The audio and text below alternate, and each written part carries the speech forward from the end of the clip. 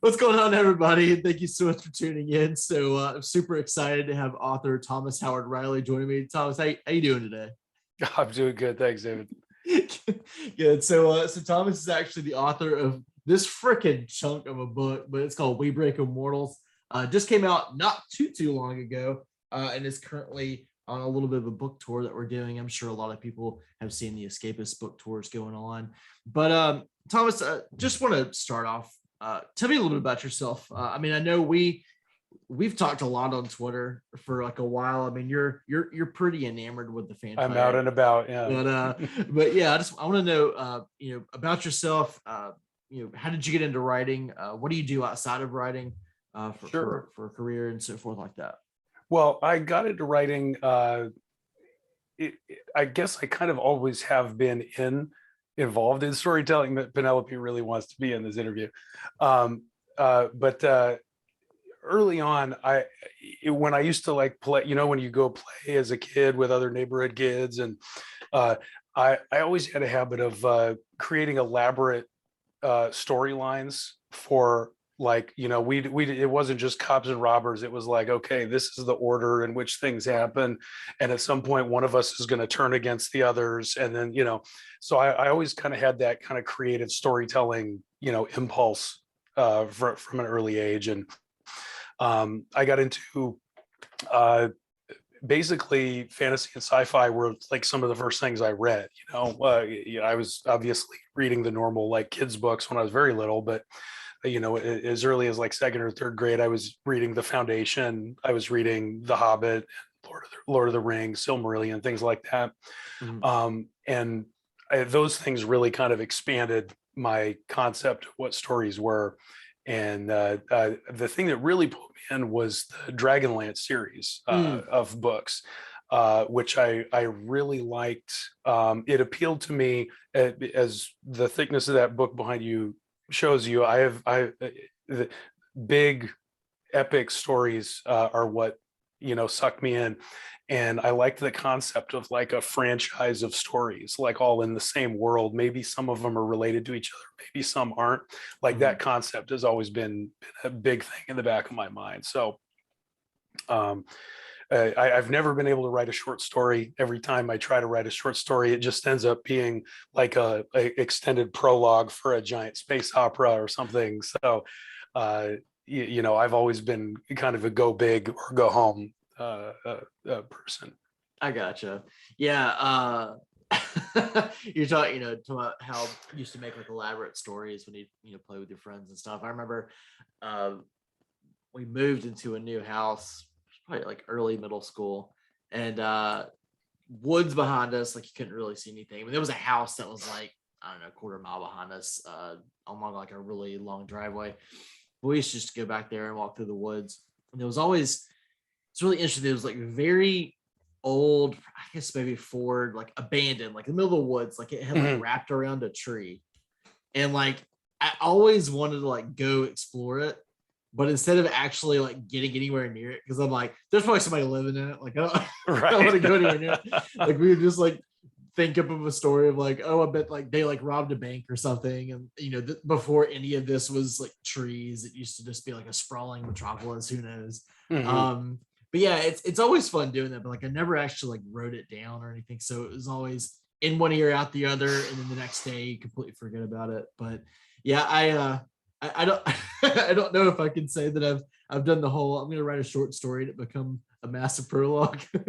Yeah, I had a problem. I wrote a blog post a while back about how I had some trouble with creative writing class for that very reason, is that I couldn't stick to the assignments because I kept going far beyond them without checking the right boxes. So it was an ongoing situation with me.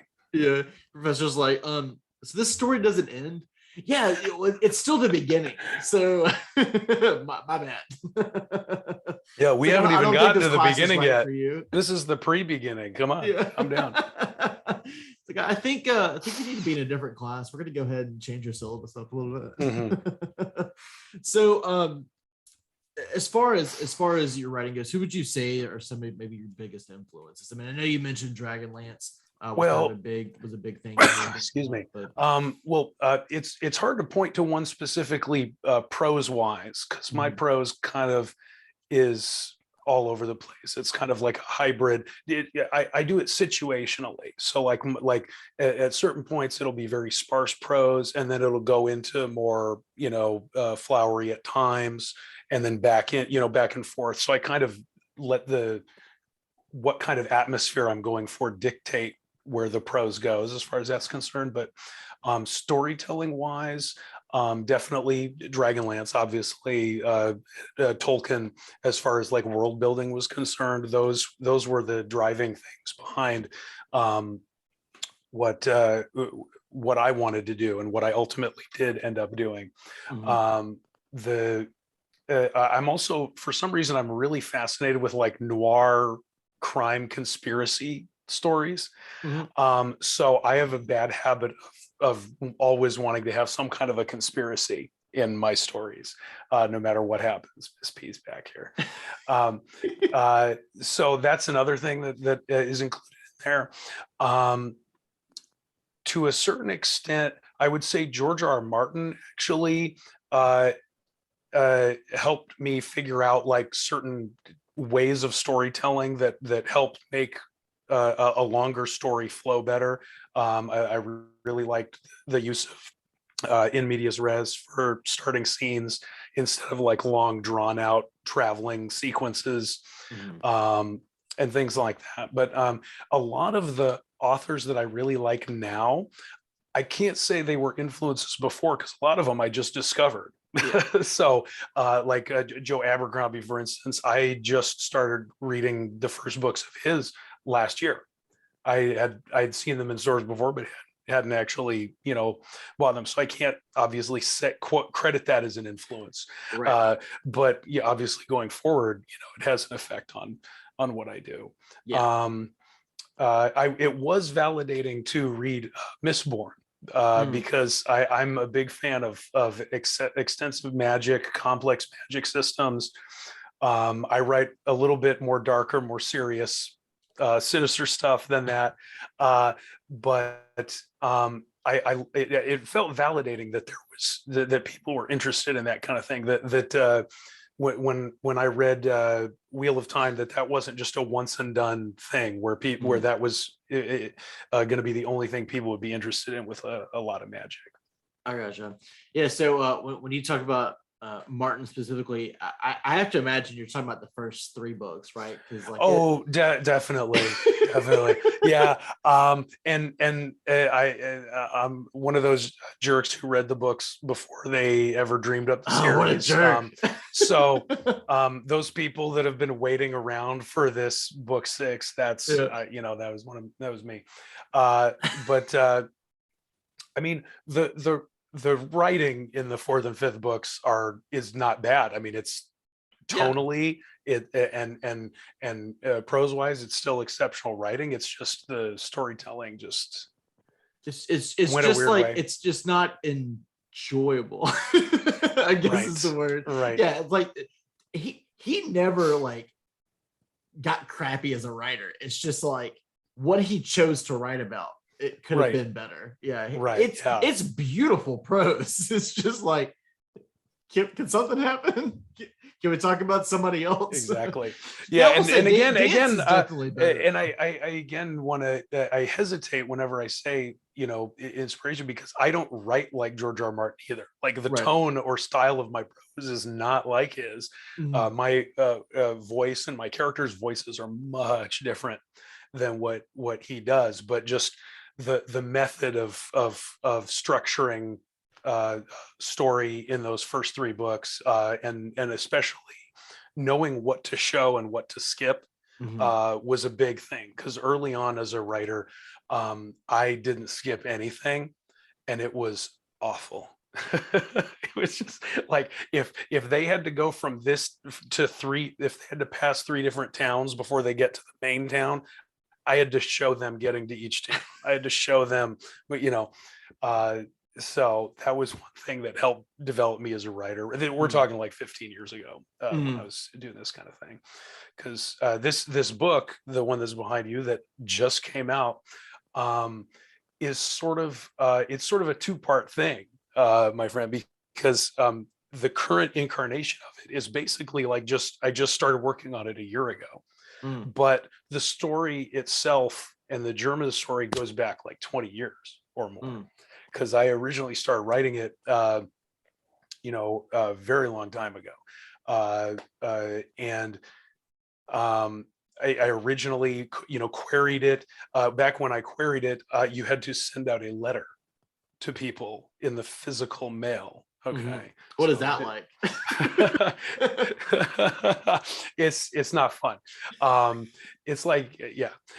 So, and rejections, of course. And I decided I didn't like the book, so I rewrote it again because I really like the concept. The concept is the same thing. The concept of like being able to track magic and hunt down wizards and whatnot is kind of like a key concept for me that I'm obsessed with. So like Mhm, that's what I wanted to have. And the science of it and the process and the world building around the magic system has been there from the beginning. Like that mhm, all was part of the original way it was set up. But I didn't like the way that the story went, so I rewrote it, and then I rewrote it again, and I got to a point where I couldn't figure out what was wrong with it. mm, Like it was good. Other people who read it, I had friends and other family members read it, and they really liked it. They liked the characters, but nobody could point to it. But everybody agreed that there was a certain something missing. It just didn't have all of it. And so at that point, I'd given up whenever publishing anything. I'd moved mhm, on to just kind of writing for myself. And I was like, mhm, okay, well, I'm not going to sit here and fuss over this story for the fourth time. I'm just going to move on. And I really like this world I've created. So I'm just going to write some more stories in this world. mhm. So I just started writing kind of like sequels, like drafts of sequels to that original book, and then kept going.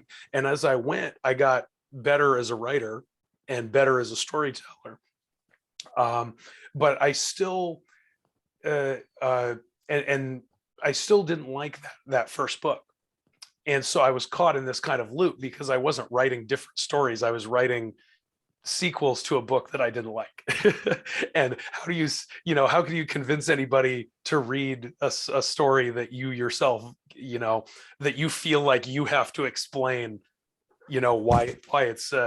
why it's worth reading. Yeah. Um, so at that point, I had kind of just given up on pursuing writing and self-publishing in any meaningful way, Mhm, and kind of just went on with the other stuff I'd been doing, because I played guitar in a garage rock band. I was into rogue sword fighting on the top of parking garages late at night with a sword fighting crew, um, where we would fight each other with heavy rapiers, and helmets and nothing else.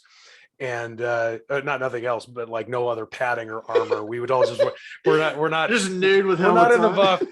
No, yeah, our basically our uniform was like wear something black so Ah. it doesn't show blood, because these things were dull blades, but they were still heavy. These were not like Oh yeah. fencing swords. So they left welts, they split the skin. But it was terrific fun. Actually, one of the guys, the first student slash second master of our group, was actually this guy Richard Marsden, who's a famous sword fighter, and went on to found the Phoenix Society of Historical Swordsmanship. Mm, And he later mastered Polish saber fighting and became famous on YouTube on a bunch of videos with Skallagrim. I don't know if you know who that. mm-mm. He's a sword fighting, and he does little videos talking about like how realistic is this type of sword fighting in a movie, like Okay. what kind of weapons did this kind of Viking use, a lot of informative stuff like that. So he's so anyway, this Richard is far more famous, but we started our sword fighting trip just hijacking the roof of a parking garage at the Civic Center in the middle of the night. No warning, no, we didn't get any authority to be there. It's honestly amazing that there were never any police called because we were pretty suspicious looking. Well, about to say you weren't as bad as the street racers, I'm sure. No, yeah, I'm sure they have their hands full with that. We definitely weren't as fast. Maybe they were saving us for the end. They were like, after we catch street racers, these guys aren't going beat to the run crap very out of far. each other, then we'll come get them after. We'll come pick them up afterwards. Yeah. So, and I had a lot of other pastimes. I'm a big comic book reader. I played Warhammer 40K. I started playing Warhammer 40K back when it first was invented. I remember when it first came out, back when I was in elementary school. I was already collecting miniatures and stuff. I was always into that kind of thing. Magic the Gathering, first edition series when it came out. So don't let these stunning good looks fool you. I'm actually quite old. Through the rule of cool. I've been around for a while. But anyway, so long story short, I put it away for a while and just kind of like wrote this other stuff and was just doing it for me. And, I would do little, when they came out with KDP for the first time back in, I don't know what it was, 2008, 09. Yeah. It's been a long time. I even put up my little proto novels on there so I could say to my mom, hey mom, look, it's there. You can go get it. You can go look. It's like a real thing. You can get it. No, you go on the Amazon. Just go on the Amazon and you can download it. You Google. Stuff like that. So that's basically where I was. And then fast forward to just this past year. And that's when my son was born. And like in the span of about 4 days after my son was born, it was like a light went off in my head. And I thought, how can I sit there and tell my son to go all in, pursue his dreams, go to the end when I'm just sitting here too lazy to go back and figure out what's wrong with this book, like how can I tell him, no, you're going to do great at baseball or at sculpting or whatever it is you want to do. You just lie, Thomas. Coding. You just lie. So it got me thinking like, man, I really should try to figure out, if I can make that work. Yeah. And to me, there's 4 main things you need to be able to create art, a story or any kind of art, really. You need the will to do it. You need the skill to do it. You need the spark of an idea, like a good idea, whether that be just one singular idea or a huge, world building scenario, whatever. You have to have an idea, and then you have to have an understanding of what your story is or needs to be. And, obviously I had the spark of the story because it had some, conceptual wise, I had created this pretty interesting kind of unique setup. That wasn't the problem. The problem was, early on was the skill, but since I had been writing for the following 15 years, my skill had increased dramatically. So I kind of was at a point where the skill had caught up to what I wanted to do. And then with my son being born, I suddenly felt like I had the will to do it. The last problem was the understanding part. And so I didn't know at that point still how I was going to go back and do this. Like, what am I going to do? Yeah. And so around that time, a weird sequence of events happened over the span of like one weekend.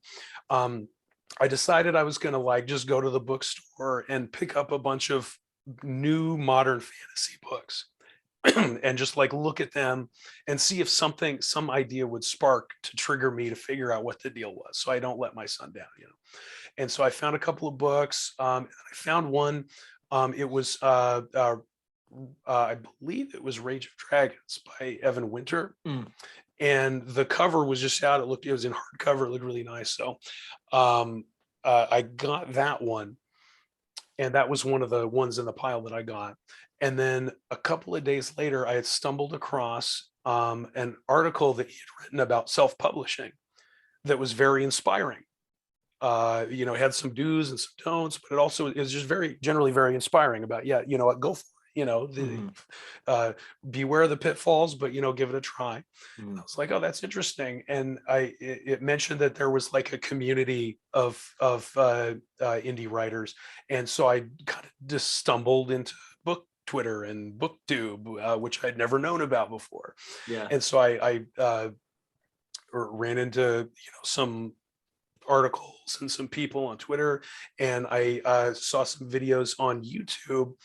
And the first one I came across, I think, was by a booktuber named Murphy. Murphy, I think is what it was. I think that's her name. But it was like a vlog, a reading vlog, which I didn't know was a thing at that point. But they're amazing. And she was just reading this book. It was probably a Brandon Sanderson book, but she was just gushing over this book and how emotional this book like affected her. Mm-hmm. And I thought, my God, man, that would be so cool to be able to, tell a story that changes somebody's perception, Mm-hmm. that really affects somebody and that really moves somebody. And I was like, that's really cool. And so because her video happened to be about a Sanderson book, something that scrolled up underneath it was some lectures that he had done, that Brandon Sanderson had done. Yeah. And I was like, oh, that's interesting. And so I had mentioned this to one of my friends, is a huge Brandon Sanderson fan. Like, he's a all-in fan of Brandon Sanderson. And he recommended I watch some of the lectures and see if that sparked anything. And it did. One of the lectures had, and mind you, I don't write anything really like Brandon Sanderson, but conceptually wise, there was some really interesting stuff. And it wasn't so much that what he was saying solved my problem. What he was saying gave me the insight to solve my own problem. Like, whereby I then figured out what was missing from the story, what the through line was that was missing, how I wasn't properly setting up the sequels that I had already drafted for it. And all in one, I kind of figured out in that moment, all those things swirling around, made me realize exactly what I needed to do to have the understanding to actually do this rewrite. And so that was when I started. That was approximately 1 year ago, I want to say. Wow. And so I did the full thing. I mean, and we're talking like nothing is the same as it was before, except for some very bare concepts. Like, every conversation was rewritten from scratch. Characters were removed, storylines were removed, because in the intervening time, I had learned how to unclutter. I had like 10 little subplot lines moving along, and I pared them back so that there's only the base 3 that I needed. But it was like this weird journey and this weird, serendipitous sequence of events that all, ping pong together, that put me in the mindset to where I was like, you know what? Okay, I'm going to go for it. I'm going to do it. And so I decided to write what became the prologue to We Break Immortals. And I was like, if I can write a prologue and I feel satisfied with it, I will continue with this rewrite. And so what I went through, I wrote that prologue, and that's kind of what came out. And I was like, okay, let's do it. And it was a lot of work, my friend. It was a lot of work. Nah, I bet the words flew by. You finished it in a week. My process for writing, works really well for me. It's weird. We can get into more of that later, but I was not able to apply it 100% to this because I had to literally do Frankensteins Surgery on my own book to, pull entire plot threads out, pull characters out that were in the entire book that I had to then remove from every chapter. Things like that. It was a lot. It sounds like it almost would have behooved you just to like rewrite the whole thing and just like right. let's just put all this stuff like in a document. So just pull from so it involved a lot of work to do, and I'm really glad that I will never have to do that again, because now, going forward, I have the conceptual understanding, and the rest of the obviously the third book rough draft I wrote was better than the second book rough draft, which was better than the first book rough draft. So Mhm. they're already, up at near that skill level and at that level of understanding. So it won't be as significant. It'll just be a little course correction, maybe writing 5 or 10 new chapters or something. But it will definitely not be full structural, like demolition, like Yeah. it'll be scalpel as opposed to dynamite, because on this I definitely had to use dynamite to get away. Yeah, I'm gonna add a couple of things. So you mentioned having to send out query letters, because Oh yeah. I'm sure a lot of our young folks don't know what letters are. But I have to say, I think every person that has never done it before has to at least lick one envelope in their life, because Right. even I've done that. I used to do it all the time.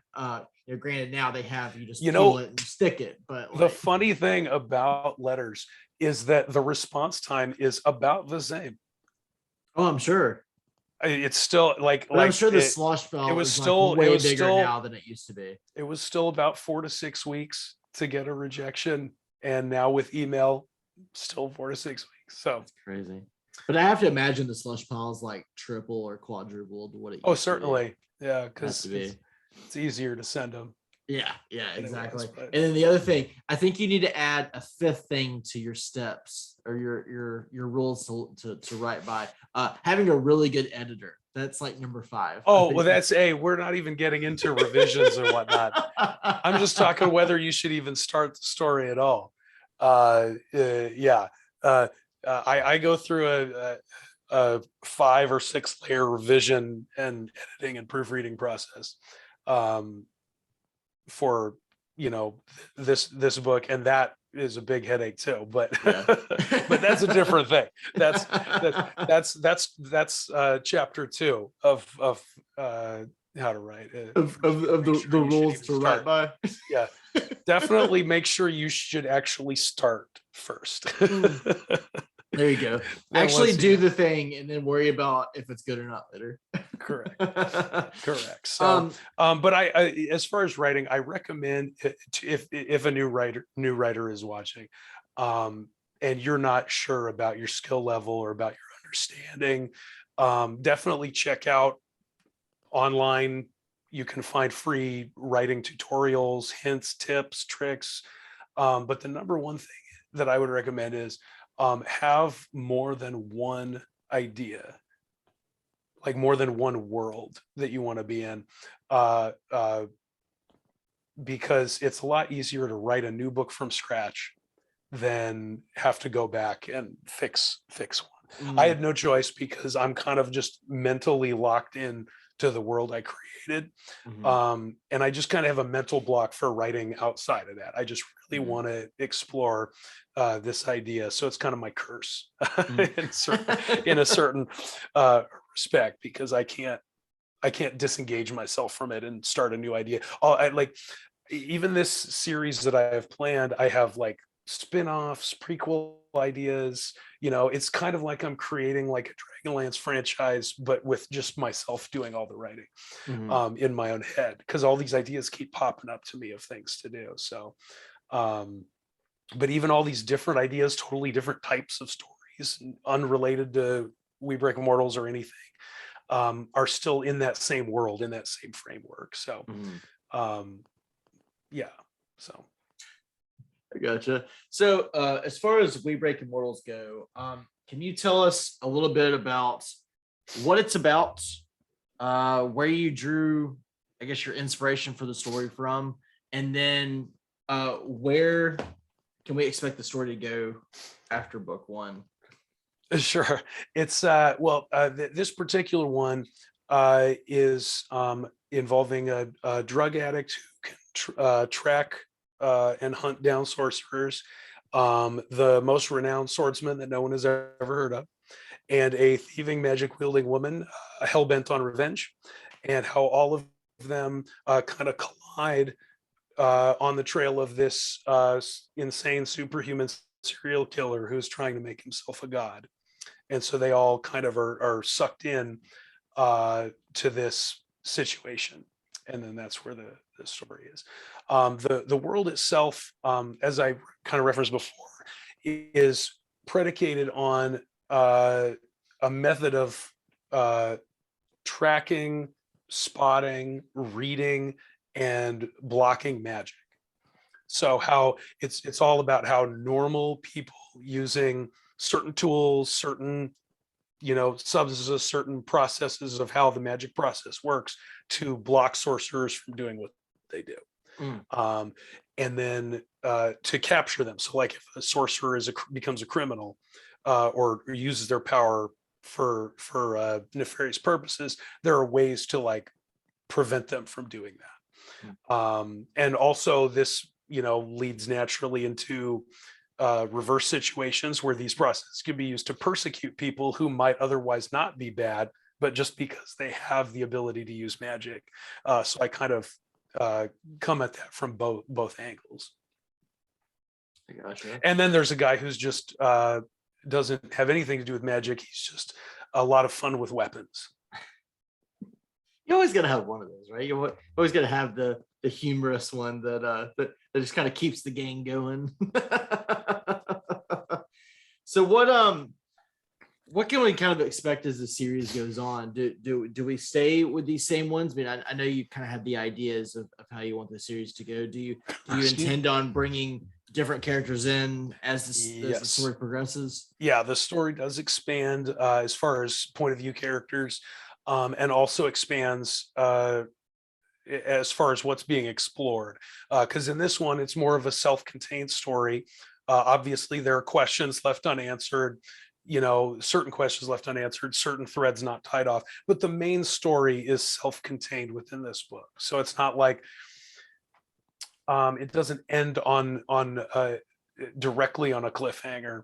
If that's what anyone's worried about. It's kind of, I kind of liken it to A New Hope, the Star Wars movie, where the Empire's still out there and there's still a lot of work that they need to do. There's still a lot of things going on. Darth Vader's still spinning around in space, but they completed the mission, they from beginning to the end. So it's kind of like that.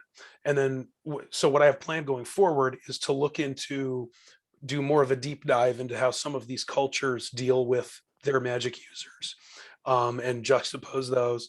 And also the situation obviously ramps up where eventually things start affecting kingdoms, empires, clans, entire countries and nations, and may potentially lead to the collapse of the entire world. So Awesome. All that kind of fun stuff. Yeah, absolutely. So last question I got for you. What are some things that you've read maybe recently that you'd recommend? Recently, I read Best Served Cold by Joe Abercrombie. I recommend that. Last year, I read Legacy of the Brightwash by Crystal Matar, which is kind of outside of my wheelhouse as far as what I normally read, but I really like that book, and how it focused on, character development and character-driven stuff. I really liked the Bone Shard Daughter. Andrea Stewart, yeah. Andrea Stewart, yeah. So good. It was quite good. But I'm still working on Master of Sorrows. Okay. By Justin T. Call. So that's another one that I haven't finished it yet, but I'm really, really enjoying it. But a lot of those books are very different. I tend to read not entirely the same kind of stuff that I write. I'm big into sci-fi. I'm big into, history, nonfiction, and things like that. So I tend to have a pretty eclectic reading style. I gotcha. When it comes to it, but yeah, most of what I create, but it's weird because I can't create those things. Like I can't bring myself to write a science fiction saga. I'm kind of firmly stuck writing wise, creating wise in a fantasy world, even though I guess my fantasy world kind of has some elements that might seem sci-fi inspired, like some of the techniques that the people use to hunt sorcerers is loosely, it's like CSI, It's kind of like that kind of concept that I use. So when it comes to that, I guess I do have a little crossover influence, but baseline story wise, I have to write kind of an epic fantasy feel, what I call rated R epic fantasy, because I don't. Whenever people say grimdark, nobody means what the other person hears when they say it. And even so at this point, I am confused. I didn't even think that's exactly what it is. Right. It's just it's just a heavier epic fantasy. It's like, it's not like Wheel of Time, but it's not like Game of Thrones. It's like somewhere in between, where I leave the blood and the sex in, but I also leave the heavy magic system in. I don't take that out, so it's not like a low fantasy thing. So it's kind of, everything I do is kind of a hybrid. So it's a little Joe Abercrombie then. I mean, he leaves the blood in the sex in. So. That's true. The difference would be I go all in on the magic. Oh, okay. Like I go very X-Men with the magic. So it's very magic heavy in mine. Not to say that there aren't, dual sword fights, brawls, and battles and whatnot, but I definitely go more in on the magic than they do. And it sounds like you kind of read, maybe not the same kind of fantasy, but at least you read chunky fantasy books. I do. I definitely read chunky fantasy. Is a small book. Right. Yeah. No, I big fan of books, large and small. I do like to, get disappear into a world. So I don't mind reading a big book. I'm not. I don't. I read the Silmarillion when I was like 11 years old, and I liked it. So I am not particularly intimidated. You're a bigger man than most of us. I always it's kind of the same thing with me for reading history books, because I have a really active imagination. So my imagination just fills in all the gaps. So because the most people problem they have with the Silmarillion is that it reads like a history book. It reads kind of like a encyclopedia entry of what the history of Middle Earth was, with occasional breaks for an actual story with some dialogue and stuff. So it's and that's, I think that's why a lot of people have a problem with it, because it reads that way. But I always have been able to fill in the gaps myself with my own imagination, even when there's no description. So there you go. So that helps. But it is helpful when the description is there. Yeah, because I do love a good action sequence as well. So gotta keep that plot going, Yeah, but long story short, at the end of the day, I really like the world that I created. Obviously, I went all in on the geography of the place. Spent a lot of time creating, cultures and places. I like to just randomly name things and then reverse engineer why they are named that way. I love to do. I have a multi-tiered process as far as world building is concerned, where I just bounce back and forth between plotting and pantsing. So I'll just make up a bunch of names, and then I'll spend the time to figure out, what personalities go with those names. Have like a starter set of names of characters, and then once I need to go to that place, then I can sit there and figure out, okay, well, what are they going to do? My outlines are very loose outlines. Like usually it's just, this event needs to happen, a conversation with this character needs to happen, and these 5 people are there. Go. And then the rest kind of fills in along the way. But at the same time, I do, create thousands of years of history, pantheons for every different empire, different hierarchies, different cultural things and stuff. So I have this bank of stuff, of ideas that I can reference back to if I ever need to reference something. The problem is, half the time I don't do that, because half the time when I'm in the middle of writing, I just jump right through it and create new world building on the fly. Like if I need a new god name, I'll just spit one out and then make up a little ritual that goes with it in the middle of writing, and then write a little note, to future Tom, good luck trying to put this into your lore dictionary later. Right. Signed, President Thomas. So, uh, but so yeah, so I do have like a kind of a lore dictionary of the stuff that I come up with. But I use it about half the time. The other half the time I'm making up new lore, and then I end up having to add it to this thing. So it's pretty soon the lore book's going to be longer than the series. Yeah, that's it. It's sprawling at this point. Well, Tom, I appreciate you jumping on and chat with me and everybody again. Yeah, terrific, man. I wish I could have talked a little bit better, but my voice is still not it 100% recovered. It happens. But yeah, we Break Immortals with this. I can't get over this cover. This cover is freaking gorgeous. And it's a super, Omar like I said, it's super, did the cover, and it's amazing. oh, so fantastic. And it's a chunky book if you like big, chunky, sprawling, epic fantasy novels. And of course, it's just the first book in a series, but you definitely need to go check it out.